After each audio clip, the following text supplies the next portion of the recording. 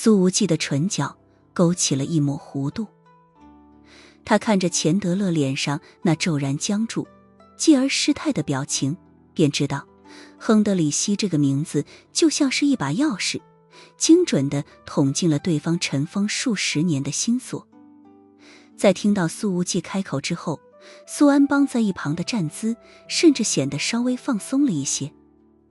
他知道以老弟这智谋多端的风格，此刻又开始用言语诛心了。从老弟口中所说出的这些话，有些时候比刀剑更锋利，更伤人。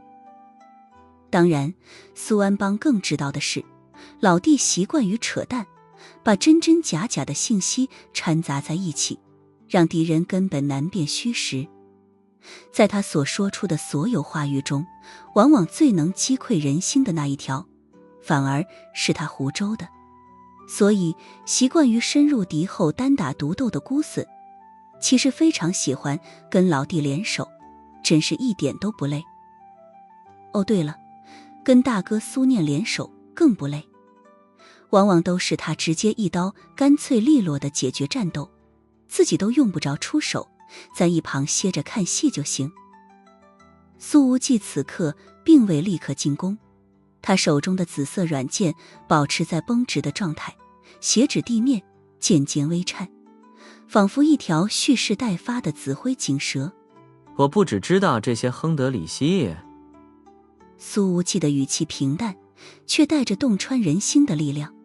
我还知道你在出生后的第3个月就被遗弃在斯德哥尔摩的一家教堂福利院门口，那家福利院的名字叫圣光庇护所。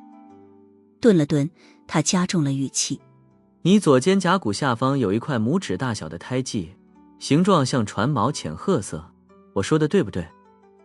这几个词语一出，钱德勒的身体肉眼可见地颤抖了一下。他眼睛里的疯狂和戾气被一种难以置信的惊骇所取代。苏无忌所道出的这些细节，比他隐藏多年的真名更具冲击力。这每一个词，每一句话，都是从不堪回首的旧时光中翻出的过往，都像是一只只无形的手，粗暴地撕开了他用以武装大半生的坚硬外壳。而当这外壳被击碎之后，露出了里面那个从未真正长大，始终困在福利院阴冷走廊里的孤独少年。该死的，这是谁？谁告诉你的？钱德勒的声音嘶哑，带着一丝他自己都未察觉的恐慌。这些信息连他自己都快要遗忘在记忆的尘埃里了。显然，从他的声音来判断，这个变态家伙的心绪明显已经乱了。苏无忌呵呵一笑，年轻的脸上透着嘲讽之意，说道：我都已经说过了，是雷蒙情报局的 S 级调查官帮了我的忙。你的脑子已经乱到连30秒钟前的话都记不住了吗？不可能，雷蒙情报局那群蠢货根本不可能找到这些信息。钱德勒低吼道：这些事情连中情局都不知道。中情局又怎么会关心这些犄角旮旯的信息？他们只关心你有没有忠心耿耿地替他们卖命。苏无忌冷笑着，但眼睛实则在仔细观察着对方每一个细微的反应。我知道，你的秃鹫战队当年是接下了许多从中情局手指缝里露出来的单子，可是这并不代表着他们愿意花时间把你从小到大的经历全部调查一遍。钱德勒的表情阴晴不定，只是喘气声明显越来越粗重了。苏无忌咧嘴一笑，道：在你为雇主在非洲的沙漠和血泊里卖命的时候，你知道你的父母在干什么吗？我的父母他们还活着。钱德勒下意识地问了一句，随即立刻意识到自己的失态，猛地咬紧牙关，低吼道：不，这不可能，你在骗我。骗你人。苏无忌轻笑一声，那笑声之中的嘲讽之意，在寂静的夜里显得格外清晰。你的父母是一对因为年少无知和家族压力，不得不将你遗弃的恋人。他们真的主动遗弃了我？钱德勒狠狠皱眉，声音之中的波动明显更加强烈了。毫无疑问，他现在的思维已经开始被苏无忌牵着鼻子走了。以前的钱德勒不是没有设想过这种可能，可当这个事实真的从苏无忌的口中讲出来的时候，无疑相当于在他的心脏上插了一把刀，让那从小时候起便阴冷孤寂的心脏瞬间变得鲜血淋漓。失去父母的创伤一辈子都不可能愈合，而苏无忌此刻的话语无疑相当于把那从未结痂的伤口彻底撕开。苏无忌说道：你的父亲后来成了一名成功的商人，你的母亲嫁入了另一个体面的家庭，他们各自有了新的孩子，生活富足，仿佛从未有过你这个人的存在，很戏剧性，不是吗？钱德勒的拳头狠狠攥了起来，从他身上所涌动的杀意，比之前与苏家两兄弟对战的时候还要浓烈数倍。苏安邦在一旁沉默着，在听到这里的时候，他的肌肉开始紧绷了些许，从之前的放松状态脱离了出来。那握着四棱军刺的手臂稳如磐石，封锁着钱德勒所有可能的突围角度。苏安邦明白弟弟的策略，攻心为上。一个心神大乱的对手，即便经验再老辣，也会漏洞百出。而现在，钱德勒明显要被彻底激怒了。你父亲现在还活着，他的2个孩子现在早已经继承了他的事业，在瑞典拥有好几个大商场。苏无忌继续说道：而你的母亲现在也活得好好的。对了，他们全家后来移民米国，在纽约住着大房子，只是我不知道他在每天享受着天伦之乐的时候，有没有记起曾经被他遗弃的婴儿。听到这里，苏安邦已经基本确定，老弟后面所说的这几句是在扯淡了。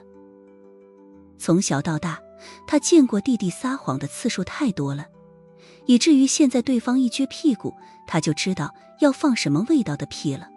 闭嘴！钱德勒双目赤红，呼吸粗重。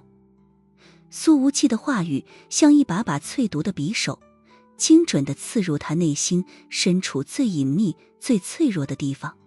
雷蒙情报局一直在观察着你，他们掌握了你的信息，可不是为了帮你认亲，而是为了在必要时能用他们的安全来威胁你，让你这条疯狗更加听话。钱德勒不，亨德里希，你自以为掌握了很多人的命运，可自始至终，你在别人眼中也只不过是一个工具，一个有极致弱点可以被彻底控制的工具。苏安邦知道，老弟的这句话更是100%的扯淡。可是，在对事实失去了基本判断的钱德勒面前，这些谎言的杀伤性实在是太强了。混蛋，你给我闭嘴，闭嘴！钱德勒怒吼着，身上的气势陡然升腾起来。他一生都在追求力量，追求掌控他人生死的快感，以此来填补内心深处那个巨大的空洞，掩饰被遗弃的恐惧和愤怒。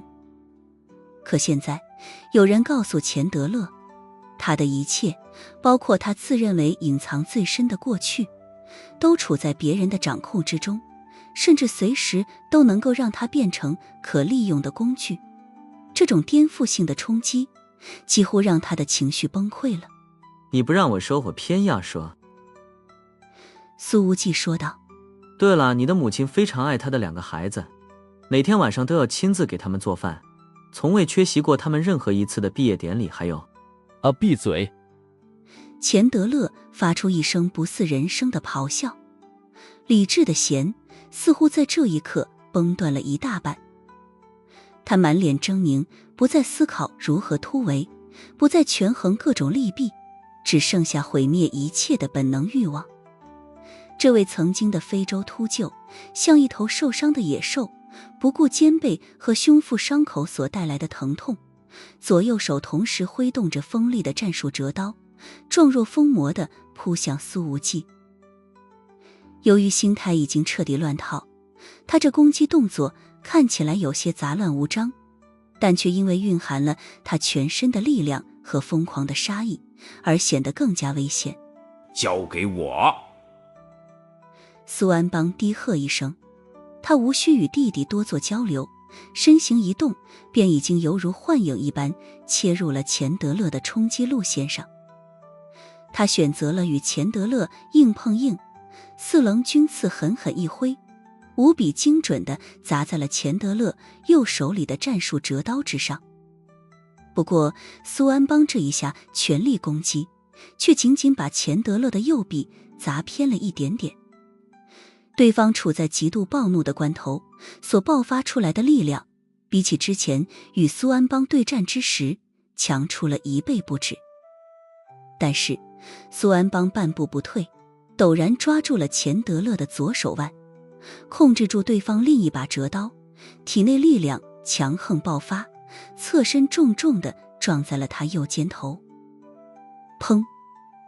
巨大的气爆声自两人的撞击处响起，周围一大片的水洼都被震成了水珠，飞上了半空。与此同时，苏无忌也动了，他的身形宛若瞬移，即便纵跨10几米的距离，也只是眨眼之间。一道沉闷的落地声响，苏安邦和钱德勒重重摔在了地上。这么近距离的硬碰硬，两人皆是受到了强烈的力量冲击，此刻都非常不好受。噗！两人相对吐了一大口血。这就是哥哥与弟弟的待遇差距了。弟弟即便是吐血，也总是往美女的脖子和胸口上吐，而苏安邦此刻却被一个老男人吐出来的血染红了上半边的衣服，甚至顺着脖颈流了进去。而这时候，唰！钱德勒的身体狠狠一颤，因为苏无忌已经出现在了他的身后，那把紫色软剑化为了一道闪电，直接钻进了后者的肩膀，击碎了对方的肩胛骨。下一秒，钱德勒发出了一声不似人腔的惨叫，因为苏无忌的手腕一拧，紫色软剑的剑身骤烈旋转，直接在他肩胛骨的位置开出了一个血洞。啊！当紫色长剑在自己的肩膀里拧了一个圈的时候，钱德勒控制不住地发出了一声痛吼，这吼声里混合着痛苦与暴怒。事实证明，就算是杀人不眨眼的变态，也从小渴望着父母的爱，否则的话，苏无忌那简单的几句话绝对不可能取得那么大的攻心效果。此刻，钱德勒的身体因剧痛而剧烈抽搐，肩胛骨被紫色软剑绞碎，那种骨骼碎裂和肌肉被锐器切割的剧痛感，几乎让他眼前一黑。这位曾经的兵王已经太久没受过伤了，但是他的身体素质太强大了，对于伤势和疼痛的忍耐力简直强到了可怕的程度。钱德勒的肩膀被洞穿之后，左手本能地松开折刀，反手朝后面抓去。他试图抓住苏无忌，或者至少将那把还嵌在他骨头里的软剑拔出来。然而在他正面的可是强大的姑死，这位年轻的华夏兵王怎会给他这个机会？几乎在苏无忌得手的同一时间，苏安邦忍着胸腔内气血翻涌的不适，身体里瞬间爆发出了惊人的力量。苏安邦此刻是侧躺在地的，四棱军刺正被压在身下，只见他的双腿骤然一伸，如同铁钳般锁住钱德勒的腰腹，同时空出来的左拳高高扬起，如同重锤一般，狠狠砸在了钱德勒的头盖骨上。砰！沉闷的撞击声简直让人头皮发麻。受此重重一击，钱德勒的眼前一黑，抓向后方的手顿时软了下去，意识出现了刹那的模糊。苏无忌眼神冰冷，没有丝毫犹豫，手腕再次发力，将紫色软剑猛地抽出，带出一捧混合着骨屑的血肉。钱德勒再次发出了一声不似人腔的痛吼。他的身体因这2次伤害而剧烈痉挛，反抗的力量瞬间减弱了大半。然而这家伙终究是拥有着极为丰富的战场经验，在年轻时期孤身一人被围攻的次数也绝对不少。此刻剧烈的疼痛终于激发出了他的战斗本能。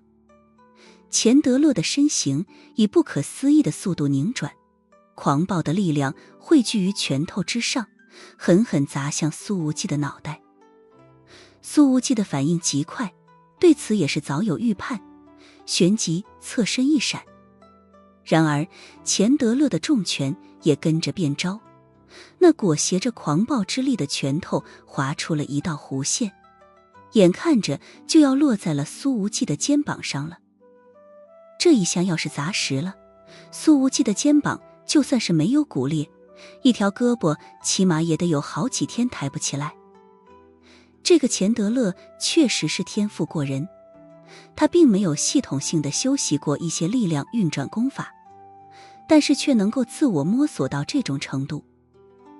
今天如果不是有配合默契的苏家兄弟在场，而是换作联邦调查局的精锐探员们来抓钱德勒，早就被他大杀四方了。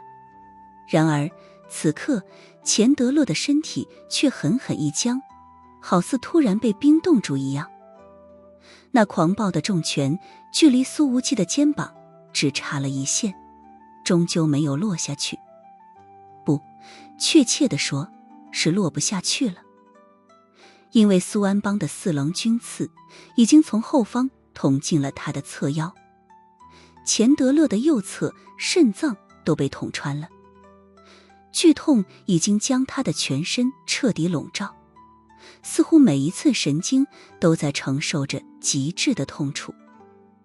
军刺一拔出来，鲜血便直接从那极难缝合的伤口中汩汩涌出。钱德勒狠狠一咬牙，刚想忍痛反击，紫色软剑就陡然从正面袭来，直接斩向他的咽喉。这2兄弟一前一后，打出了1+1远大于2的效果。钱德勒只能强忍伤痛，用最快的速度闪避出去，离开这腹背受敌的区间里。都伤成这样了，他居然还能完成躲避和反击，血条实在是太厚了。然而苏无忌的紫色软剑如影随形，刁钻至极，专攻钱德勒受伤的肩膀和身侧，让后者难受无比。那软剑的剑锋灵巧之极，剑招甚至有股大道至简的味道，点刺条抹之间，每一击都精准地落在钱德勒的关节、肌腱或是伤口附近。虽然这一系列的攻击并未让钱德勒出现致命的伤势，但是却让他被打得无比难受，被逼得连连后退。而他不仅要面对苏无忌的连绵攻击，身后还有孤隼在虎视眈眈，那把4棱军刺随时能够给他带来致命一击。这位非洲秃鹫空有一身强悍的力量和老辣的经验，此刻伤势却越来越多，如同陷入了一张无形的蜘蛛网中。他越是挣扎，就被束缚得越紧。以前即便在带着小队面对非洲军阀的时候，钱德勒都没有生出过这种无力感。苏家2兄弟的每一次移动，每一次出手，都仿佛经过了千百次的演练，配合默契无比，总是能够给予钱德勒最难受、最危险的攻击，将这位老牌兵王牢牢困在他们的节奏之中。事实上，钱德勒一边肩膀已废，一侧肾脏被捅穿，身上带着这2处重伤，依然能够抵抗到现在，他已经相当强悍了。即便是强弩之末的反抗，也依旧极难对付。若是普通特种兵遇上了，仍旧会被那强横的力量直接秒杀。唰，紫色软剑再次取得了突破。苏无忌一个佯攻之后，犹如灵蛇吐信的柔软剑身，陡然绷得笔直，直接突破钱德勒那已经不太连贯的防御，刺入了他的肋间。而苏安邦的4棱军刺紧随其后，直接从侧面穿透了钱德勒的左小腿肌肉。后者的身体再添2处伤口，全身已经陡然僵直，体内的力量随着涌出来的鲜血迅速流逝。此时钱德勒的眼神虽然疯狂依旧，但却多了几分穷途末路的混乱与灰败。你们都给我死！钱德勒歇斯底里的一声大吼，挥动还没受伤的左拳，全部的力量都在右腿之下爆发。他完全放弃了对苏无忌的攻击，身体如同炮弹一样轰向苏安邦的方向，竟是带上了一股视死如归之势。从这个心理变态的家伙身上，真的很难见到这样的气势。即便知道自己活不久了，重伤的钱德勒还是选择把那位年轻的华夏兵王作为最终的对手。苏安邦猛然深吸一口气，周身气势骤然攀升，4棱军刺发出低沉的嗡鸣。面对钱德勒的爆裂攻击，他不再游斗，而是同样选择前冲，将4棱军刺的所有变化凝聚为一往无前的直线突刺。此刻的孤隼如同发动最终冲锋的孤胆骑士，军刺的目标直指钱德勒的心口。在做出这个动作的时候，苏安邦整个人的气质也变了，变得如同这4棱军刺一般锐意无限。这一次汇聚了他全部的精气神，仿佛要将所有的迷雾和罪恶都一并刺穿。看到苏安邦这石破天惊的一刺，让这位老牌兵王的瞳孔骤缩，死亡的阴影已经变得前所未有的清晰。他狂吼着，凝聚起残存的所有力量，左手手掌大大张开，竟是想要徒手去抓那致命的军刺。这是真正的困兽之斗。唰，4棱军刺轻易地刺穿了钱德勒的手掌，穿过了他的手腕，穿过了他整个小臂的臂骨。那军刺贯穿了整条小臂之后，刺尖从臂弯处刺了出来。整条小臂被这样废掉，钱德勒疼得浑身都在颤抖，一丁点的力量都调集不起来了。苏安邦的膝盖直接提起，结结实实地顶在了钱德勒的下巴上。他的身体被这一气息撞顶的原地腾空，反转了将近360度，随后重重地摔落在地。可饶是如此，陷入了疯狂的钱德勒居然还想起身反击。然而苏安邦已经翻身而起，随后重重落下，膝盖死死顶了住钱德勒的后心，压得对方的脊椎嘎吱作响，将他牢牢压制在泥泞的地面上。而4棱军刺的尖端已经抵住了钱德勒的一侧颈动脉。绷直了的紫色软剑几乎是在同一时间紧贴在他的另一侧颈间。冰冷的触感和死亡的威胁让钱德勒残存的疯狂火焰如同被浇了一大盆冰水，瞬间熄灭。结束了，钱德勒。苏安邦冷冷地说道，他的声音带着战斗后的微喘，但身形却依旧稳定如山，握着4棱军刺的手如同被铁水浇筑一般。这一场硬仗打下来，兄弟2人都没受什么外伤，其实已经殊为不易了。苏无忌也是深吸了几口气，平复着震荡的气血。他和老哥的配合看似默契无间，好像从头到尾都在压制着对方。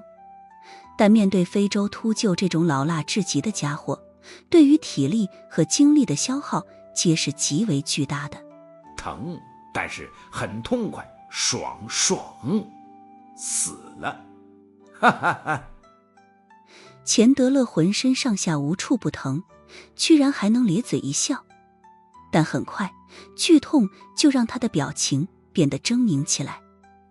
换做别人，受了这种伤，早就奄奄一息了，哪还有力气放狠话？苏无忌在钱德勒面前蹲下身子，看着他因疼痛和失血而扭曲的脸，语气恢复了之前的平淡，却更具压迫感。钱德勒，不，亨德里希，现在我们可以好好聊聊了。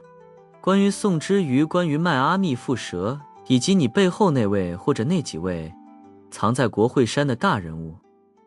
华盛顿郊外的某处庄园里，一个穿着睡衣的漂亮女人正坐在沙发上，她一边贴着面膜，一边打着电话。亲爱的，我刚从夏威夷度假回来。什么？你说无忌和安邦来米国了？他立刻从沙发上弹起来，激动地说道：他们在哪里呢？我这个当小妈的要请他们吃饭。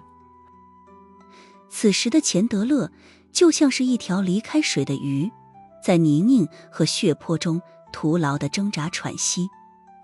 泥土的腥气与自身血液的铁锈味混杂着涌入他的喉管，引发了一阵阵剧烈的咳嗽，随后鲜血不断从嘴角溢出。浑身上下的剧痛如同潮水般袭来，一波波冲击着他最后的精神防线。而这种失败所带来的折磨更甚于肉体的创伤。这位非洲秃鹫知道自己彻底完了，那叱咤风云的生涯恐怕要在今夜彻底画上句号了。受了好几处重伤，根本不可能治得好。可是这里是米国，是佛罗里达，是他经营多年的巢穴。自己背后那些盘根错节的势力，那些高高在上的大人物，怎么可能坐视这两个华夏的年轻人在这翻江倒海？怎么可能眼睁睁地看着这两人撬动他们的根基？然而此刻濒死的钱德勒还没意识到，如今华夏为二的两位年轻少将就一左一右的在他身边。今夜重伤他的不只是四棱军刺和紫色软剑，还是华夏陆军中最锋利的两颗将星。聊一聊吧，钱德勒，我还是更适应叫你这个名字。苏无忌的声音透着冰冷无情，紫色软剑的剑锋在他脖颈的皮肤上缓缓滑动，带来刺骨的寒意。我知道你现在很有倾诉的欲望，有些秘密憋在心里太久会腐烂的。剑锋微微压下，一道细小的血线出现，温热的血液顺着冰冷的剑身蜿蜒流下，滴落在泥水中，晕开一小片暗红。呵呵呵，兴趣。钱德勒发出漏风般的笑声，他的眼神有些涣散，却又在深处燃烧着不甘的余烬。你们根本不明白自己在触碰什么样的深渊。深渊。苏无忌轻笑，那笑声在寂静的夜里格外清晰。我们很清楚深渊的模样，只是你高估了藏在深渊里那些东西的能量。你根本什么都不知道。钱德勒猛地大笑起来，这大笑牵动了全身伤口，让他痛得龇牙咧嘴，随后却依旧嘲讽地冷笑道：你们什么都不知道，那是足以吞噬一切的黑暗，而你们也会被吞得连渣都不剩。我们知道的远比你想象的多。苏无忌的目光如炬，盯着钱德勒的眼睛，仿佛要刺穿他最后的心理防线。而你身上添了这么多道口子，该兑现你自己所制定的游戏规则了。当然，如果你更喜欢用疼痛来帮助回忆，我很乐意帮忙。履行承诺，在我这样的人渣和变态的字典里，就从来没有过承诺这个词。吼了一声之后，这家伙转而又大笑了起来。本来白森森的牙齿已经被鲜血染红，显得更加狰狞而变态了。紧接着，他的目光从苏家两兄弟的脸上扫过，笑声便戛然而止，眼神里流露出一种近乎变态的欣赏与遗憾。遇到势均力敌的对手真是有意思，可惜我输得太惨了，太惨了，呵呵。说到这儿，他喘了几口粗气，停顿了一下，眼睛里再度涌现出了强烈的不甘之意。如果我年轻20岁，不，只要10岁就好，你们俩绝对会永远留在佛罗里达的土地上，成为我那些小蛇的养料。可惜没有如果啊。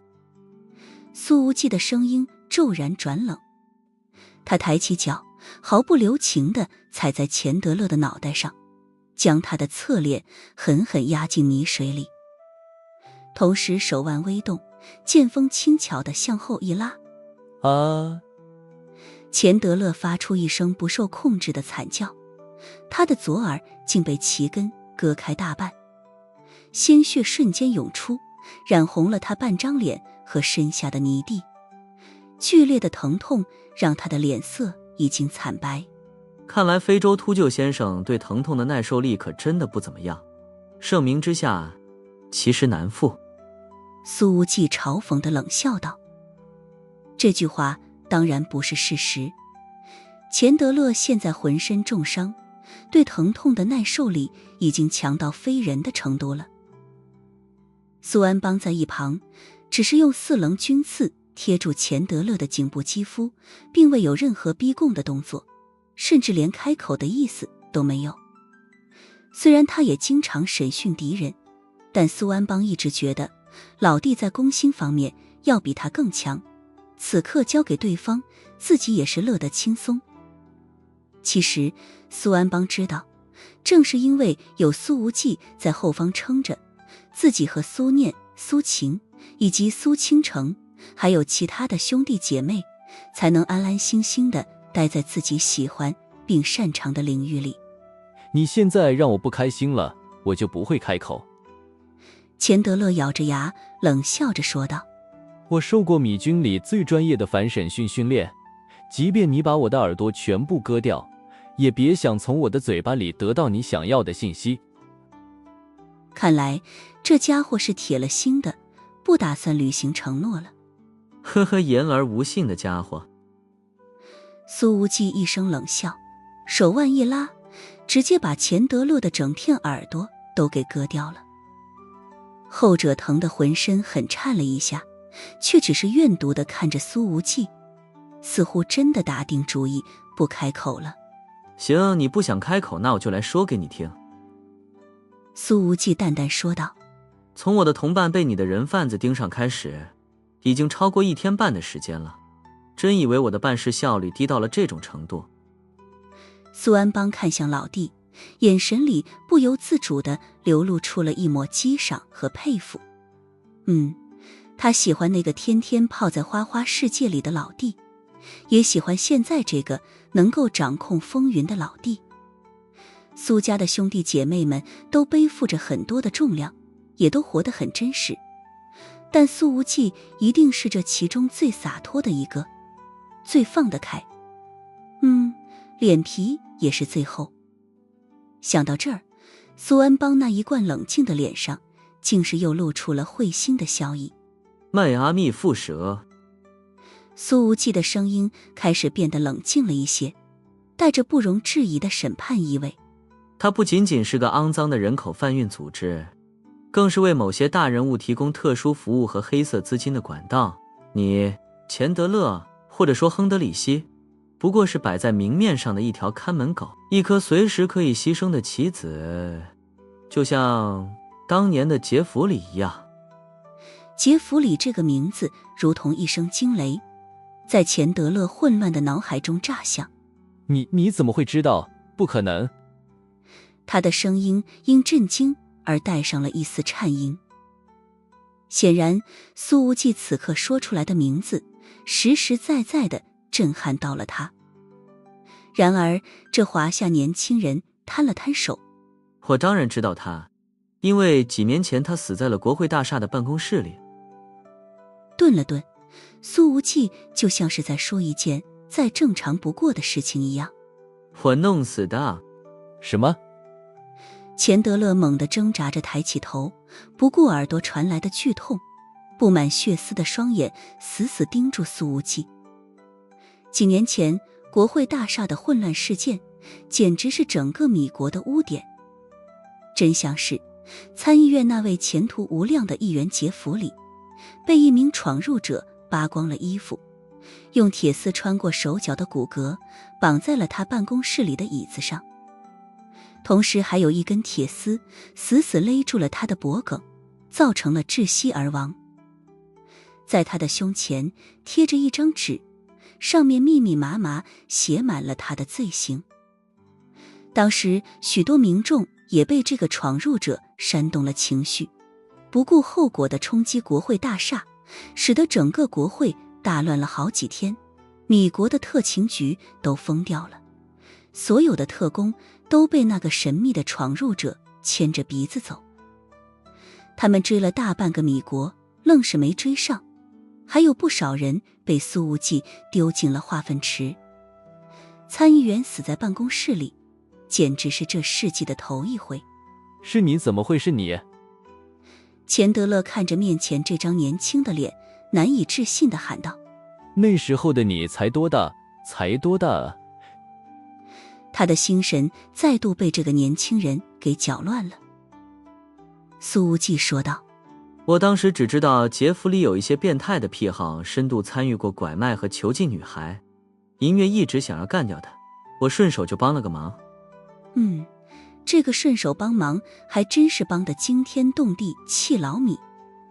苏安邦的目光一直落在老弟身上，他是真的喜欢看到后者这种无法无天的模样。苏无忌随后又说道：我当时不知道杰弗里和迈阿密蝮蛇有关系，不然肯定留在米国不走了。什么时候把你们连根拔起，什么时候再离开。这话就有点吹牛的成分了。你就算是了解杰弗里，也根本不了解蝮蛇组织。钱德勒回过神来，终于发现自己的心神已经被苏无忌牵着鼻子走，于是再度露出了冷笑。你刚刚所说的那些东西都是表面。那我来说给你听。苏无忌直接打断了他的话，道：雷蒙情报局能找到你埋藏几十年的身世，自然也能挖出你和那位德高望重的莫里森参议员之间的深厚友谊。在听到莫里森这个名字之后，钱德勒的冷笑凝固在了脸上，面色再度变了。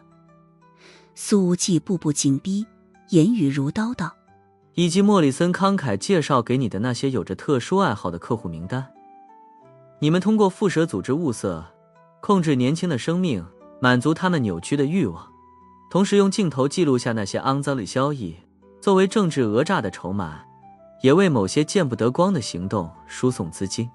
除了臭名昭著的天堂山事件之外，好几个州的选举，你们都在背后用这种方式来操控着。我说的有错吗？钱德勒的脸色瞬间僵硬，哪怕他的心理防线本来极为强大，可是今天他的精神已经被接连击溃了。尤其是此刻，苏无忌的每一句话都精准地指出了蝮蛇组织曾经做下的事情。这已不是普通的罪行，这是足以掀翻半个华盛顿的惊天丑闻。一旦泄露，引发的海啸将吞噬无数显赫人物。钱德勒不介意那些显赫人物在公众面前塌房，但他知道的是，自己可能率先要成为炮灰了。对了，再告诉你一件事。苏无忌脸上的冷漠表情消失，涌现出了一抹沉重之意。我之前说的那些与你父母有关的消息都是骗你的，而真相是……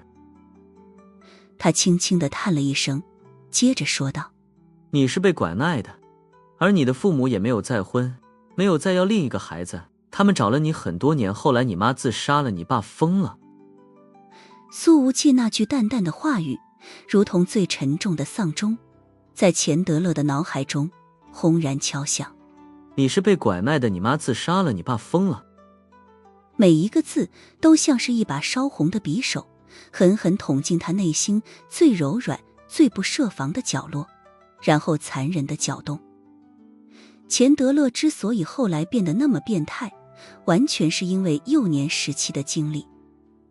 据统计，霸凌事件发生最多的地方，并不是在学校里，而是在孤儿院。时至今日，钱德勒的胳膊上还能隐约看见一排伤疤，那都是少年时期被那些比他大几岁的孤儿用烟头给烫出来的。此刻他脸上的狰狞、不甘、怨毒，所有复杂的表情在刹那间凝固，然后如同破碎的瓷器般片片剥落。呵呵呵，阴险！他张着嘴，喉咙里发出如同溺水般的声音，却一个字也说不出来。那双原本充斥着疯狂与暴力的眼睛，此刻只剩下巨大的空洞以及难以置信的茫然。被拐卖的，不是，被遗弃，母亲自杀了，父亲疯了。他们找了我很多年。如果说苏无忌在洞穿钱德勒肩胛骨的之前所说的那些关于他父母的言语是匕首的话，那么现在这句话无疑是重磅炸弹，不是足以把钱德勒从里到外毁灭好几遍的核弹。几十年来支撑着钱德勒在这条血腥黑暗道路上走下去的，除了对力量的渴望，更有那深植于骨髓的对被遗弃的仇恨与自我放逐。他多次设想过，自己就是被主动遗弃的，将自己所有的痛苦与扭曲都归咎于那对无情的父母。如果不是他们，自己就不会拥有那般孤寂可怜的童年。所以之前当苏无忌说出他的父母各自拥有美满的家庭，没人记得有过他这个孩子的时候，钱德勒才会这般失态。他的心中越是恨，就证明他越是渴望着亲情。可现在有人告诉他，这一切都是错的。他恨错了人，他的人生从源头上就是一个巨大的悲惨的误会。今天钱德勒的心理防线被苏无忌的话语一次又一次的击溃。不可能，你骗我，你又在骗我。钱德勒的声音已经嘶哑，甚至带着一种濒临崩溃的哭腔。他试图挣扎，重伤流血的身体开始剧烈扭动，但苏安邦的军刺和苏无忌的脚将他死死定在原地。这次是真的啊！苏无忌轻轻一叹，我之前骗你是为了搅乱你的心境，让我找到击败你的机会，但现在你已经成了俘虏，我已经没有再骗你的必要了。钱德勒的身体挣扎得更加激烈了，从各处伤口中涌出的鲜血也更多了。银月现在已经和雷蒙情报局深度合作，他们顺着那条线索查下去，找到了当年拐卖你的人贩子团伙残余的记录，也查到了你父母倾家荡产寻找你，最终家破人亡的结局。说话间，苏无忌已经把手机放到了钱德勒的面前，他的手指在屏幕上滑动了几下。你看，这是我10分钟前所收到的详细信息，看到这些你应该明白，我没骗你。苏无忌的声音罕见的没有嘲讽，只有一种陈述事实的平静，这种平静反而更具摧毁力。在他手指滑动平静的时候，钱德勒通过那布满血丝的眼睛，清楚地看到了2位老人的照片。他们的眉眼和自己确实是有着几分的相似，有些时候，那种源自于血缘的东西是很奇妙的。钱德勒很确定，自己这辈子都未曾见过这2个老人的照片，但是在看到他们的第一眼，他就莫名坚信这是自己的父母，绝对没错。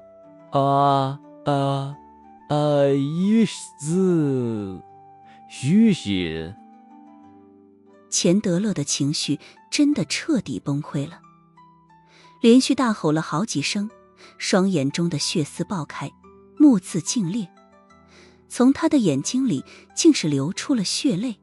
对了，你父亲疯疗很多年，后来过马路的时候被车撞死了，肇事司机被抓了。如果你去查阅一下瑞典斯德哥尔摩20多年前的卷宗，还能找到这起车祸案。苏无忌淡淡说道。这些信息其实并不难找，在网络上都是公开的。他也死了，我父亲也死了。钱德勒的声音之中已然充满了巨大的悲痛。在过去将近60年的岁月里，这种语气都从未在他的身上出现过。按照时间来看，他死的时候你正在非洲进行部落屠杀呢。苏无忌淡淡地说道。钱德勒啊，不亨德里希，你恨了一辈子也错了一辈子。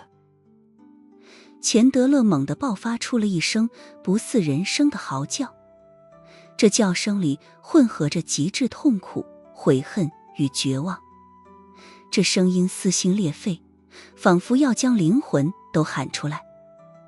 他不再挣扎，身体剧烈地颤抖着，眼泪汹涌而出，冲开了他脸上的血水和泥污，支撑了这个家伙大半生的精神支柱，在这一刻彻底崩塌了。快60岁的钱德勒像个孩子一样，在泥泞中无助地痛哭失声。所有的防线，所有的顽固，以及所有的变态心理，皆是在这一刻土崩瓦解。苏安邦和苏无忌沉默地看着他，没有再开口相逼，更没有催促他吐口。他们都知道，此刻的钱德勒已经不再是那个令人闻风丧胆的非洲秃鹫，只是一个被命运残酷捉弄，最终走入歧途的可怜人。他用仇恨来报复仇恨，害了那么多人，最终却发现错的只有自己。对于他的人生而言，这是巨大的讽刺，也是巨大的悲哀。苏无忌轻轻地叹了一声，只是可惜了那些被你残害的人们，这一切本来可以不用发生的，原本你可以拥有美好的人生，他们也是。哭了不知道多久，钱德勒的哭声渐渐变成了压抑的呜咽。他抬起头，眼神涣散，声音沙哑的如同破锣。你赢了，你们赢了。此刻这位变态兵王就像是被利器戳得千疮百孔的充气人偶，浑身上下充满了浓重的无力感。苏无忌摊了摊手，面无表情地说道：其实我也没想到击穿你的心理防御竟是那么容易。这确实是他的心里话。本来苏无忌以为想要打碎这种心理变态的精神防线，找到其内心深处最脆弱的地方，必然得花费好一番功夫，想要让他吐口，更是得费尽周章，说不定常规的审讯手段根本就不可能见效。但幸运的是，在最近发挥神勇的雷蒙情报局和营月的帮助之下，苏无忌把第一个切入点就选择在了钱德勒的身世和父母身上，然后一击即中。苏安邦说道：其实没那么容易，是你的选择比较精准，不然的话，我们现在说不定还没拿下他。他倒不是无条件的夸赞老弟，而是心里话。在之前的对战中，钱德勒全力爆发出来的实力真的很强，如果1对1单挑的话，苏安邦真的没有太多把握能够在毫发无损的情况下稳胜对方。更何况苏安邦现在已经吐了一口血了，这内伤对他而言不算重，但也得养上好几天才能痊愈。苏无忌咧嘴一笑：哥你就别夸我了，我就是瞎猫碰上死耗子强了而已。别人越夸他，他倒是越开始谦虚了。苏无忌随后看向钱德勒，说道：现在能兑现你的承诺了吗？你们想知道什么？钱德勒有气无力地问道。此刻他的眼睛里已经充满了浓重的灰败和死气，这世界似乎都没什么好留恋的了。宋之瑜、许家嫣，以及那几个被你盯上的女孩。苏无忌淡淡道。说完他们，再说说你和莫里森以及禁锢黑渊的事情。禁锢黑渊？钱德勒倒是先关注到了这个词，虚弱地说道：我和禁锢黑渊之间从来都没有任何的联系。苏无忌说道：你和禁锢黑渊之间没有联系，那么改造蛇体基因的方法是从哪里来的？那些黑色小蛇在咬人的时候释放的居然不是毒素，而是麻醉剂，这就有点离谱了，绝对不可能是自然进化的结果。而能够搞出这种变态玩意儿的，除了黑渊的密典庭和淬炼庭，苏无忌一时间想不到其他的势力。钱德勒说道：是莫里森指派了几名科研人员给我，那时候我刚刚从非洲回到米国，而当时的莫里森还很年轻，只是个佛罗里达的州议员而已。苏无忌说道：你不知道这些没关系，我会亲自找莫里森问一问。来，让我们先说一说宋之瑜。钱德勒的眼睛里又浮现出了一抹仇恨与怨毒所交织的神情，他深吸了一口气，说道：宋之瑜，我要带走宋之瑜，让宋鹤鸣好好感受一下失去女儿的滋味。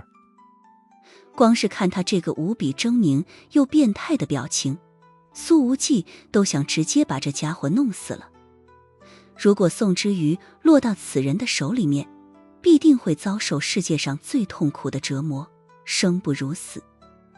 哪怕心中充满着愤怒，苏无忌这时候也得保持镇定。他的眼睛眯了眯，问出了最关键的问题：你怎么知道宋之瑜是宋鹤鸣的女儿？这件事情知道的人寥寥无几，就连检验中心的人都不知道当时检验的是谁的 DNA 样本。苏无忌也是从宋鹤鸣每次见到宋之瑜那不正常的表现之中猜出来的，而且他的猜测并未得到证实。而老宋绝对没对任何人提起过。至于心思聪慧的宋之瑜本人有没有猜到，那就只有他自己才知道了。而远在米国的钱德勒怎么会知道这么秘密的事情？苏无忌本能地感觉到一股寒意已经从后腰处升起。我怎么知道宋之瑜是宋鹤鸣的女儿？钱德勒重复了一遍苏无忌的问话，那布满了血迹和泪痕的脸上旋即露出了一种浓重的嘲弄神情。他咧开嘴，露出染血的牙齿，笑容扭曲，让人心底发毛。你终于问到点子上了，孤损的弟弟。苏无忌的声音冰冷，说是不是你在跟踪他？他忽然想到宋之瑜不止一次地提到过，觉得有人在跟踪他。现在这些线索似乎终于对上了。钱德勒深深地喘息着，血沫从嘴角溢出。你以为是我自己调查出来的吗？我可没有那么多空余的时间去找出宋鹤鸣和一个年轻女孩之间的关系。事实上，我虽然时常把目光投向华夏，但宋鹤鸣的行为非常隐蔽，我很难从这个狡猾的家伙身上找到什么端倪和漏洞。说完这么长的一句话，他又深吸了好几口气，显得更虚弱了。苏无忌淡淡说道：我很认可你的说法，继续说。的确，如果不是他和老宋和宋之瑜实在是太熟了，真的很难发现宋鹤鸣的异常关心。就连调查局的李高乐都没看出来，还以为老宋是对人家18岁的小姑娘动了什么歪心思呢。是有人告诉我的。钱德勒的声音低沉下去，带着一种难以言喻的复杂。能让他流露出这种复杂感，说明此人的身份必然极为不一般。是维昂。苏无忌追问，心中那股寒意愈发清晰。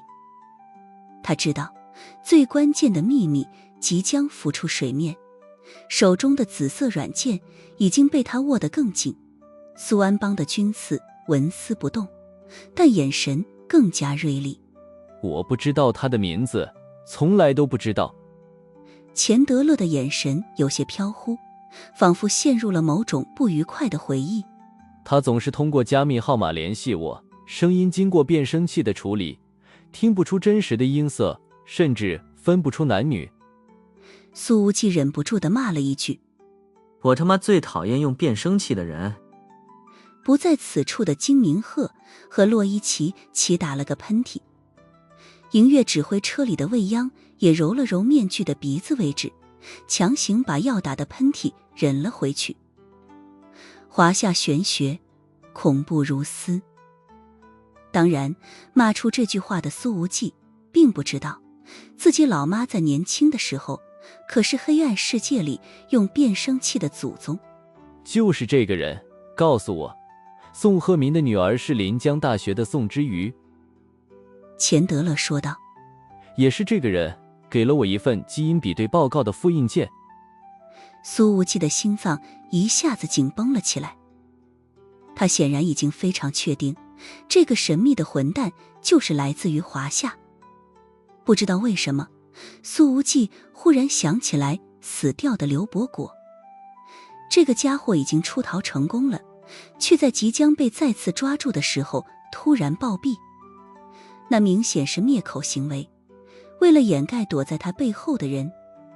只是那个对刘伯果进行灭口的人，对夏洪镇枪击的人，和现在联系钱德勒的人到底有没有关系？会不会是同一个人？自己离开华夏已经有一段时间了，看来这段时间之内，国内的风浪不仅未曾平息过，甚至有种愈演愈烈之势。苏无忌问道：他允诺了你什么条件？哈哈，有对付宋鹤鸣的机会，还用得着允诺我什么吗？钱德勒面色惨白如纸，却虚弱地笑了出来。看来你很关心那个叫宋之瑜的女孩，刚刚的那个问题实在有些不太专业，和你今天的表现很不相符。苏无忌沉声道：他还对你说什么了？这个家伙能够从多年前的非洲挖出与宋鹤鸣有关的陈年旧怨，横跨大洋找到钱德勒来对付宋鹤鸣，这种手段实在是让人有些心悸。他还告诉我，宋鹤鸣的女儿身上可能藏着一个东西，一个或许连宋鹤鸣自己可能都不知道的东西。什么东西啊？苏安邦沉声开口，这是他第一次在审讯中主动发问。不知道他没说清楚，事实上我对这个东西并不感兴趣。钱德勒摇了摇头，脸上浮现出回想的神色，想了好几秒钟才说道：对了，他还说那是钥匙的一部分，是打开某个门的关键，他必须拿到手。钥匙门？苏无忌的眉头紧紧皱起。说清楚点，是什么钥匙什么门？我真的不知道。钱德勒自嘲地咧嘴一笑，说道：我现在已经放弃了所有抵抗，没有任何瞒着你们的必要。苏安邦和苏无忌对视了一眼，兄弟二人都从彼此的眼睛里看到了凝重。钱德勒的话语之中不仅透露出了一个强大的对手，还牵扯出了一个纵跨多年的隐秘。你准备怎么掳走宋之瑜？苏无忌又问道。钱德勒咧嘴一笑，这么美妙的猎物，这么有挑战性的事情，当然是由我亲自去华夏了。事实上，在我的脑海里已经想好了100种对付宋之瑜的想法，谁让她是宋鹤鸣的女儿呢？砰！他的话还没说完，脸上便重重挨了一拳。把你那些肮脏的想法全部给我赶出脑海。苏无忌冷冷说道。钱德勒被这一拳打得嘴角出了血，又咧嘴笑了起来。哈哈，你果然很在乎他，但我提醒你，越是对他关心，越是会影响自己对局势的判断，越是会被那个人牵着鼻子走。我不需要你给我任何的提醒。苏无忌冷冷说道。现在我们来聊一聊许家烟，你在多年前参与了对他的拐卖案。钱德勒说道。迈阿密蝮蛇组织不是我成立的，我只是将其发扬光大的人。在我加入的前几年，上一代蝮蛇组织的主事人就已经把目光投向了华夏，许家烟被拐卖，就和他有关。我只是后来才注意到这个漂亮的小女孩，然后时不时地去一趟华夏，远距离地看着她一天天长大，就像是在看着一件艺术品，变得越来越完美。苏无忌没有打断，而这个钱德勒继续说道。我准备等这朵花在最美丽的时刻绽放，然后就毁了它。他接着说道。你们拿到的那几张照片都是我准备毁掉的作品，它们的共同点是在变得越来越完美。苏无忌的眼神已经变得凛冽，他冷冷说道。还好你马上就要死掉了，那几个女孩子也不用遭殃了。至于米国政坛之后会掀起怎么样的海啸，我完全不在意。就在这时，钱德勒似乎想起了什么，眼神猛地一变，艰难地抬头看向苏无忌。等等，你之前说杰弗里是你杀的？是啊。苏无忌说道。他虽然不想再体验一把被整个特勤局追杀的感觉，但并不担心此事从钱德勒的口中泄密。那么你在他的办公室里有没有看到什么奇怪的符号？钱德勒急切地问道，呼吸都随之而变得急促起来，好像这件事情对他来说非常重要。苏无忌回想了一下，眼神微凝，随后轻轻摇了摇头。我并没有注意到具体是什么符号。苏安邦看了看老弟那微微蹙眉的表情，没有多说什么。你有没有看到一只被锁链缠绕着的眼睛？钱德勒问道。这个天不怕地不怕的家伙，此刻面色明显变得更白了几分，像是想到了什么特别恐怖的事情。苏无忌还是第一次见到这个心理变态流露出这种神情来。什么意思？苏无忌冷冷问道。钱德勒深呼吸了好几口，才说道。如果没有那个符号就还好，如果真的被你遇见了，你肯定完了，肯定已经被标记了。苏无忌的眉头狠狠皱着。被标记了？被什么标记？诅咒。钱德勒的声音明显提高了一些，说道。被诅咒所标记。苏无忌眯了眯眼睛。诅咒，这是他又一次听到这个词。第一次听到这个词的时候是在德弗兰西岛，而现在苏安邦的目光一直落在老弟的脸上，若有所思。然而就在此刻，一阵极其尖锐的声响突兀地响起，打断了苏无忌的思绪。数十道炽热的火线毫无征兆地从废弃厂区外围的黑暗中爆发，这些火线瞬间形成了一张带着炽热与毁灭气息的火力网，骤烈地划破夜空，朝着他们所在的方位疯狂泼洒而来。地面被打得泥土飞溅，锈蚀的钢铁设备上爆开一连串耀眼的火星，发出令人牙酸的撞击声。加特林机枪，而且不止一挺。这些子弹所形成的金属风暴把这一片区域给完全覆盖了。而这仅仅是开始。紧接着，数道更加粗壮的火龙拖着耀眼的尾焰，发出凄厉的呼啸，从不同方向腾空而起。这些火龙在空中划出致命的抛物线，目标直指苏安邦、苏无忌以及他们脚下奄奄一息的钱德勒。单兵火箭筒，覆盖式打击，根本无需判断，这绝不是当地警方和联邦调查局的手段，这是背后那些大人物们所派来的灭口队伍。他们要做的或许不仅仅是杀死钱德勒这个可能泄密的棋子，更是要将现场所有活口，包括苏家兄弟一并抹去，让所有秘密都埋葬在这片废墟之中。炽热的弹雨与致命的爆炸，瞬间将三人所在区域变成了死亡的熔炉。